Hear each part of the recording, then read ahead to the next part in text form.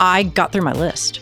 Like, it is a rare thing. But that scared you, didn't it? I didn't know what to do with myself. Thank you. Okay, so I that's literally the piece. did. And I was like, what else should I do? Like, and I was literally walking around my house. No one was home. Ari was at work. The boys were at school.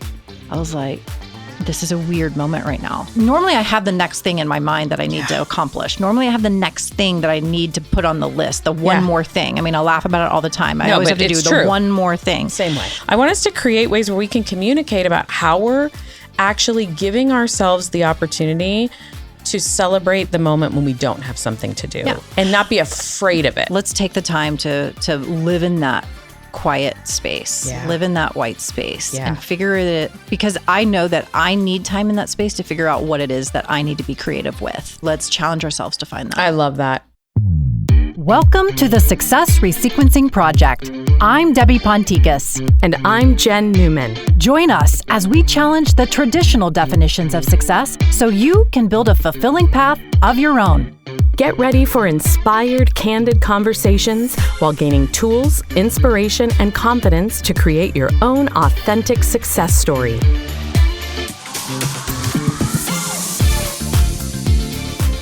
Okay, yes. So today I want us to dig in a little bit on what I think become obstacles for those who are high achievers, aspiring entrepreneurs, creative contributors, if you will. Totally. And I think that is this idea or need for structure and some kind of form of routine. Do you know that sounds so delicious for us to talk about that it literally made me go back to Wednesday night church growing up in the South, and everybody would bring their casseroles for dinner before church.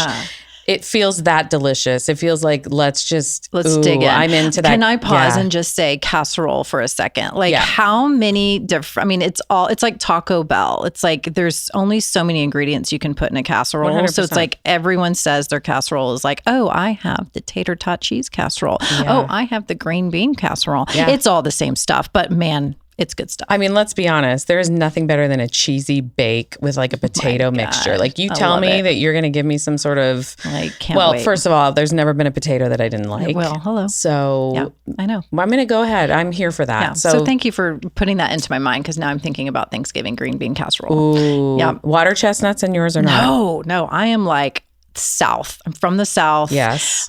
Which I have no idea if that has anything to do with what I'm about to say, but it felt real. You're like, I am from Texas. I am Texas, and we just do the Campbell's bean soup with the French onions. Yep. And that I mean, there's like 3 ingredients. Yeah. Mine was always green beans, shoe peg corn, cream of mushroom soup. Okay. Yeah. And then it was either the crushed French's fried onions on top, or if you got real into it, then it was Ritz crackers with butter over the top. But then we also put water chestnuts on ours. Okay, I don't know. Well, you're bringing in your Asian theme, right? Maybe. Aren't those water chestnuts are traditionally, they're traditionally used in Asian dishes, but the crunch. Someone had those in their pantry and said, let's add water chestnuts. That's exactly what happened. Turned into a great casserole. So anyway, sorry. Okay. Speaking of structure and routine. Welcome. I love this about us. Structure and routine. So I think that I fall victim to, because of how my brain just works. I am addicted to structure and routine. Like, we laugh about this between the two of us all the time. Yes. I don't know why that is, but it's comforting to me when there's control. It's control. Yeah. And I think that when you have people that are high achieving, we put so much on our plate because we are trying to just move mountains and get to the next level and all this, that to me, being able to rely on some kind of structure in my day, some kind of routine in my day, allows me to check a box. Which is a dopamine hit. And I think that if I didn't have that, I would literally self-destruct. Okay, so let's unpack that for a second. Why would you self-destruct?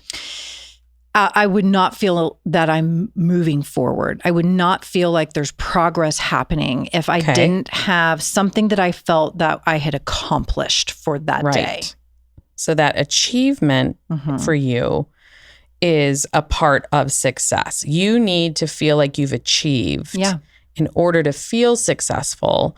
And part of the need for that pattern and that routine is also a control piece. So if you don't feel like you're achieving, you don't feel like you're in control. Right. So I think that piece is in all of us. The control piece is in I really believe in everybody. Everybody manifests it a little differently. And so we all need to feel in a world, especially in a world where everything is gray, we want to feel like we have that control. And it's really fascinating where that shows up for people. For you, it is absolutely in rhythm, routine. Don't let the grass grow under your feet. Right. If we have a moment, we're going to use it to build to something else. We're not going to let a moment go by where we're not achieving something. Right. And then, and I say that with great compassion and empathy because I have felt that in my own life in many ways. I think what's interesting is someone just challenged me this week actually about that same desire of like, Jennifer, you constantly go. It's the next thing. Right. It's the next thing. It's the next thing.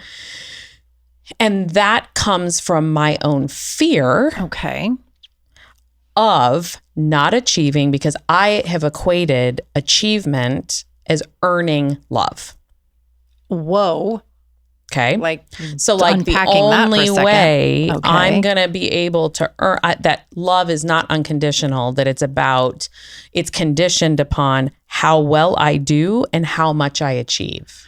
Okay. So what do you mean by love though? So meaning love from others around you will be that you're only going to achieve that love in your mind. You think you're only going to achieve that love if you've proven that you've checked the boxes on certain things. And correct. And that I'm not going to be responsible for not doing something right, not doing something well. And that for me personally comes from not being exposed to what conditional love means. And that's just childhood stuff, right? It was like, you're not enough. Right. You're not good enough. You got to keep going. Yeah. The joke's on me, right? I always say, because what it really meant was it was never going to be enough because that's not how it works. Right. Yeah. So that's the story that I told myself was, in order for me to get the attention and the love that I needed from the people who are supposed to love me most, I was always the one that could handle it. I was the one they didn't worry about. Got it. Yeah. Right. So when you're in that situation, it's like, but all I wanted was love and attention from the people who are supposed to love you most. Yeah. Right. So I overcompensated by wanting to be perfect, wanting to achieve. And how hard could I work? What did I have to do? How did I have to perform to get positive attention? The only time I got attention was when something was wrong. Yeah. Interesting. Right? So I was the kid that was like, well, then I get attention when I'm sick. I get attention when I'm hurt. Yeah. I get attention because that was the messaging that came through. Interesting. Okay. So what I think is interesting, that's not your experience. No. Okay. So as we talk about this, I think the key point is understanding where it comes from so that we can build in practices for our day-to-day lives that still have what we need, which is you and I are both, we need to-do lists. Oh my God. Love my to-do list. Structure, spreadsheets. And that's what's interesting is in listening to what you just said, in my mind, I'm going back to be like, okay, where did this come from? I think for me, and I'm sure there's listeners out there that can resonate with both of our stories or how we crave structure and routine, because you do also have a very structured and routine approach to your day, to your life. We do it differently, and we can touch on that. Yeah, totally. But I think for me, it's because I don't say no to myself. to say, and I'm trying to get better at that now, with having multiple businesses and having a family and trying to do it all, which, by the way, I enjoy. Like, I'm not going to sit here and apologize for adding a lot of things onto my plate because I love it. It lights you up. It lights me up. Yeah. But what I've realized is when I sit down at my desk and there's 35 different little mini Post-it notes. 100%. And then, which I am going to create a Post-it note that actually is like, looks really good in your office, because I look at mine and I'm like, my desk looks horrible. But I'm going to make like Folks, some fashion if you forward don't think Post-it she's notes. really not going to do that, then listen, I just added it to my list. I was just going to say, it soon will be on the Success Resequencing merch shop. But anyway, I look at those and I like, sometimes I just have to pause because I see all of that and I feel like my life is spinning out of control, or my day is spinning out of control. Maybe life is a little too extreme, but day is spinning out of control. I think it's okay to say that, because when you don't feel like you are on top of it, right, that does feel like you're doing, you are the first one to pull it back and be like, here's how we're going to make it better. This time when we do it, you're ready for a post-mortem before the thing's even done, right? Like, you're there for it. I'm already thinking about how we're going to do this better. Like, exactly. As we're talking right now, totally, I've already thought this through. Exactly. So yeah, it just creates so I will stop and I'm like, okay, you know what I need to do is I need to just get out one more to-do thing, and consolidate. Right. And then that makes me feel so good when I like sit down and I'm like rewrite my to-do list and I'm like, okay, this is actually manageable. So what about it? So that's a really important moment, because when you rewrite the to-do list and it's clean and the edges aren't crinkled and you don't have other scribbles on it. So there's an order to that, right? Yes. What law about and order? Law and order? Yes. That's it. When that happens for you, what about that is so soothing to you? Because you really haven't organized chaos. I've organized my chaos. Okay. The chaos is still there. The to-do list is still there. I was just going to say. But now it seems approachable. Because you got step by step by step by step by step. Yeah. All in one place. All in one place right there. And I'm like, efficiency. Okay. Efficiency. I've organized my desk. Like, I don't have things everywhere anymore. I've put them all in their folders that they need to be in, and it's all stacked neatly. And I've got my one to-do list instead of 60 mini Post-it notes. I'm like, okay, now I feel like I can get this done. Yeah. It's just, I don't know, that calms my anxiety. It truly does. And I think it's because my brain doesn't have the ability to think like a Post-it note. I don't know if that makes sense, but my brain is constantly, there's the sound effect for what's happening in my brain right as we speak. Thank you. Just, And it's always thinking and moving and going, and I can't focus. It doesn't focus very well, but when I write it down, that kinesthetic piece, the visual and the kinesthetic piece of writing it down. Yeah. So you can see it. Yeah. Now it's real. Now it's real. Now it's something to do. Yeah. So I'm going to ask you the opposite question then. So what happens when you rest? It is complete rest. Right. Like, I don't There's have no an in middle between. ground, is there? Oh yeah. Like, anyone who knows me and they're like, my parents will come to visit and she's like, when are you just going to sit down and rest? And I'm like, oh, I thought I was, because I'm not like at my office doing work, but I'm still busy. Like, I can't not sit down. Like, to sit down, I'm like, but when I do sit down, it's like comatose. Like, that's when the Netflix comes on and I'm binge watching Dallas Cowboy Cheerleaders. I don't know. Yep. Like, and it's like, I can't even, and I will literally not get off the couch until like someone comes over and says, are you alive? Yes. So it's like, it's two extremes. Yeah. I really relate to that. Yeah.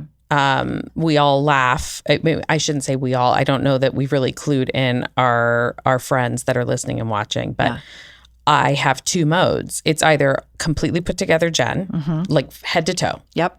You are always head to toe put together. Or my favorite, Farrell Newman. Yes. So Farrell Jen is literally, to me, a complete physical representation of what my mind feels like most times. Oh, yeah. Okay, the hair is, you've seen it. I've seen it. I have been privileged to see it. I was going to say, I'm not going to apologize for the fact. That's the true testament of friendship if you've seen Farrell Newman in all of her glory. But to me, it's the same feeling of when I'm in that mode, I'm actually the most productive, by the way. Mm-hmm. I can crank out more in Farrell Newman mode than I can in any other way, which is why when that happens, I do best in my home office when I can just shut the door. Yep. I put on my Native American drumming music. Shut up. 100%. Really? No, I really do. Oh, that's amazing. I go into the drumming mode. Okay. You know me. Now, so doesn't it make so much sense? This makes so much sense. You so have your you know, I've got dream all my catchers out. Yes, and I've got my vibes in my office. The oils are diffusing. Okay. And that I have created a sense memory for me that when I go into that mode, it's like, we're here to get it done. And Jim's walking down the hall. He hears the drums beating. He's 100%. Not go in that room. He knows. He knows what that means. So I say that because I'm still trying to learn in my life how to balance those two sides. Yeah. And I don't know that I will. As I was challenged with in therapy this week, we were talking about that because it's a real, it's like shifting gears. I mean, you and I know how to drive a manual, right? Because we were not born yesterday. Right. And that downshifting without pushing the clutch in, you know that sound and you can feel it in the car, right? You just know what that felt like. We're like, oops. Yeah. That feels like me going from all put together and to Farrell. I don't downshift well. Between those two modes. It's all or nothing. I'm right there. Yeah. And you know, it's interesting. Like yesterday I had a day where I got through my list. Like it is a rare thing. But that scared you, didn't it? I didn't know what to do with myself. Thank you. Okay. So I that's literally the piece. did. And I was like, what else should I do? Like, should I don't? And I was literally walking around my house. No one was home. Ari was at work. The boys were at school. I was like, this is a weird moment right now because I didn't even have normally I have the next thing in my mind that I need to accomplish. Normally I have the next thing that I need to put on the list, the one more thing. I mean, I laugh about it all the time. I always have to do the one more thing. Same way. And I didn't have anything. And I was like, I don't even know how to.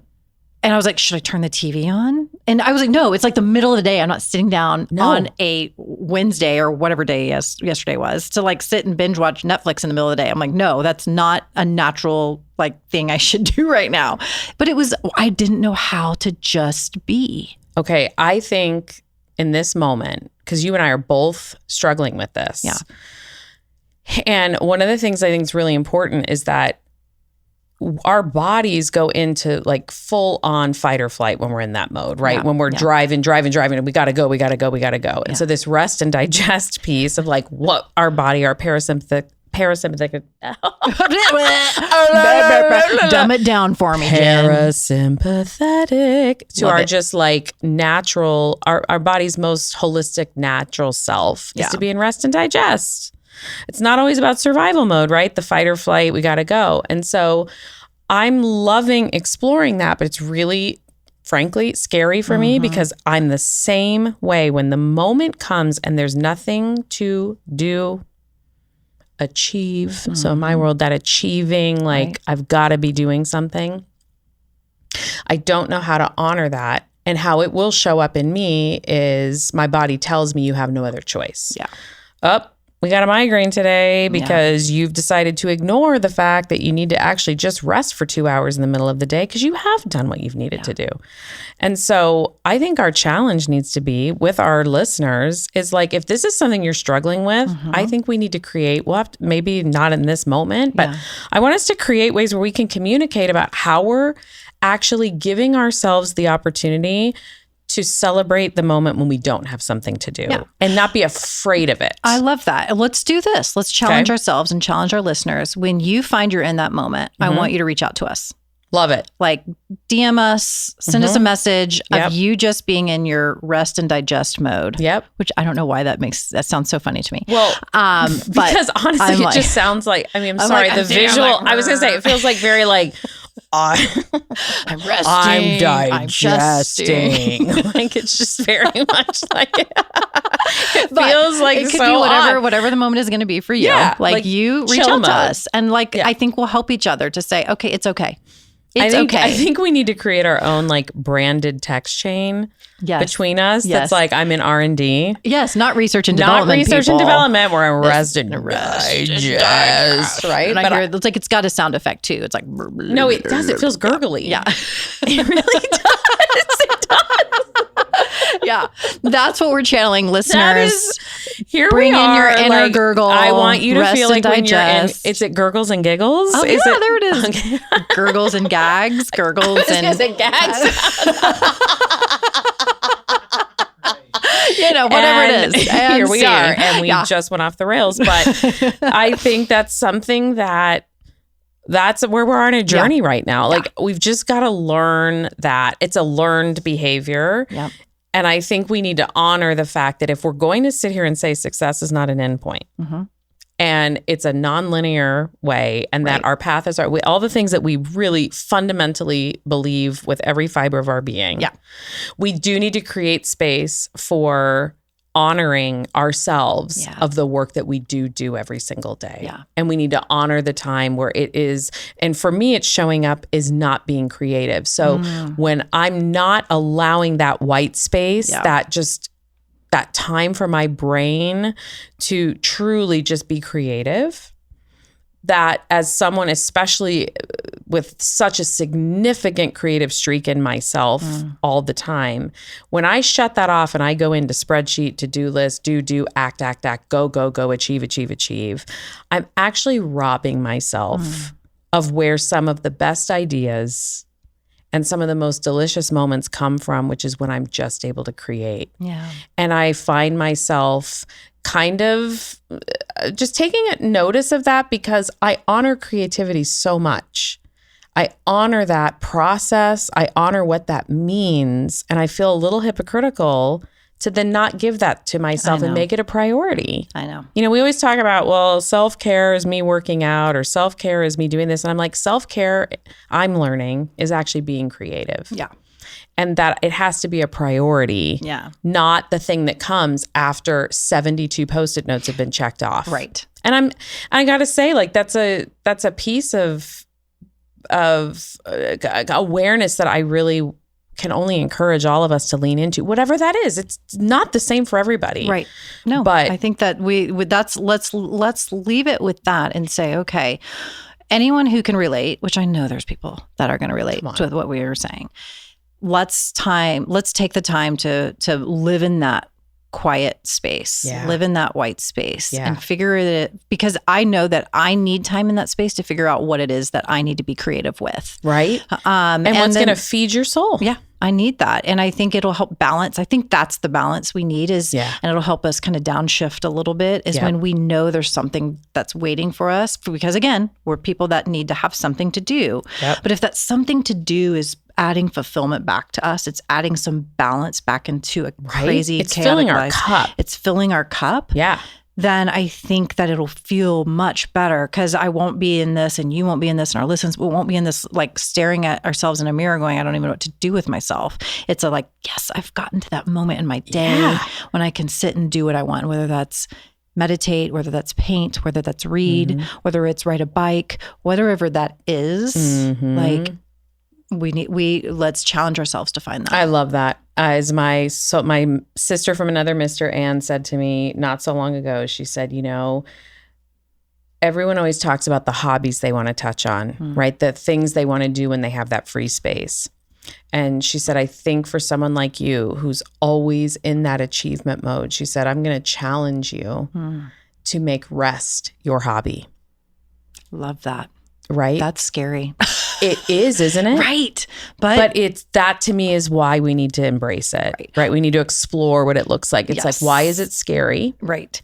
And it doesn't have to mean you're lounging on a couch, binge watching something. Like rest, I think means something else. I think we're going to have to maybe figure that out. As much as we're debunking the definition of success, I think we need to debunk the definition of rest for achievers, because rest for achievers feels like failure. It feels like we're being lazy. It feels like we're not accomplishing enough or that we're missing something. For me too, it's sometimes FOMO. Like, if I'm resting and someone else is like totally we need to do a whole episode on FOMO. Right. So I think I'm really glad that that's fear of missing out for those who don't know. I was just thinking of my parents. They're like, what's They're like, FOMO? what is FOMO? Okay, do you have some sort of, is that a disease? what's FOMO? Sorry, is there a medication for that? You've talked about gurgling. I know. Exactly. I'm fine, Mom. Yeah, we're all good. Yes. Let's keep exploring this. Yeah. Awesome. Thank you. Thank you. Cheers. Also to the Yeti. Cheers to the Yeti. Cheers to the Yeti. Yep. Okay. Thanks for joining us. If you loved this episode and know of someone who would find value in it, please spread the word and share it with a friend. We are passionate about redefining success, and it would mean the world if you could help us get our mission out to as many people as possible. Please take a moment to write a 5-star review on Apple or Spotify. You can also hit the subscribe button to stay up to date with our latest episodes. Connect with us on Instagram at Success Resequencing Project or via our website at www.successresequencing.com. We'd love to hear your story.